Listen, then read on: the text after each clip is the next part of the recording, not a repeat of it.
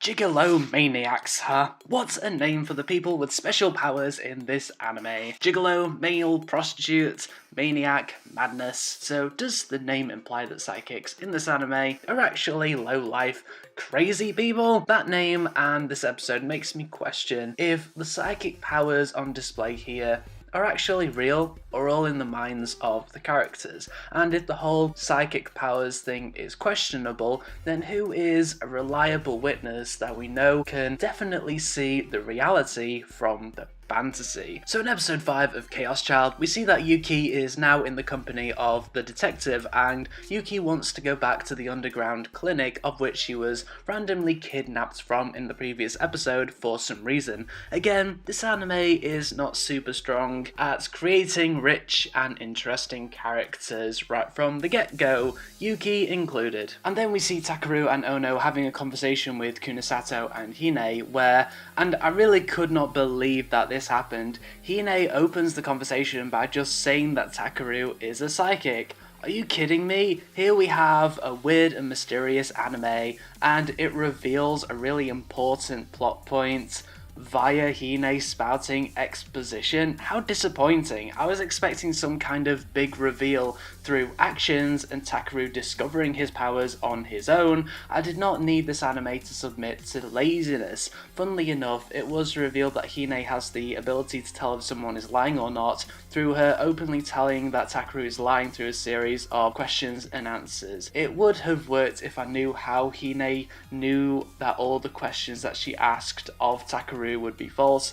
Where did Hine get her prior information from again? So then Kunasato explains to Takeru that it is possible to imagine something, then everyone believes that something has truth, as a confusing way to explain how he can have psychic powers. No, I didn't really understand it either, people. Kunasato could have just said the words, "It's magic," which would have been more believable than herself blaming philosophy and biology for the psychic powers. So then Onoe tells Takeru to go to Nono, as Nono wants to reveal to Takeru that her friend went to that underground clinic, and for some reason Takeru actually goes to Nono even though it's dark and no one is around and deaths are happening all over the damn place. And guess what? Takeru, whilst he's outside, runs into a load of sumo stickers that are watching him. He goes crazy, but then he suddenly runs into Hine, who is randomly there and seemingly afraid, which to me seems out of character for Hine. I mean, she does seem like a character who is really in control of situations in general. And then this anime suddenly turns into an action fantasy anime, as this other girl appears who has the power to create fire,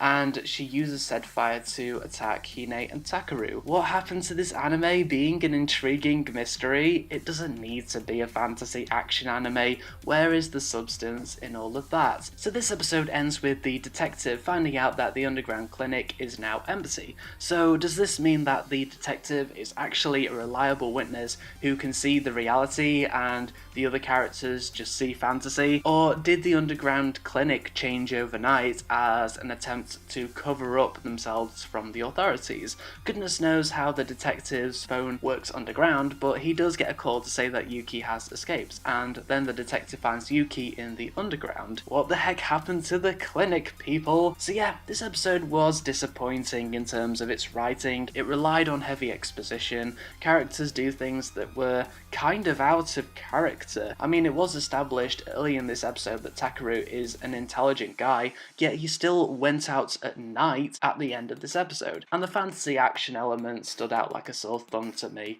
Hopefully in the next episode, this anime will revert back to being an intriguing mystery anime, as that approach has been working for the previous 4 episodes. Now let's see if Nono will start to play a bigger role in this anime, and if the underground clinic was real or not real.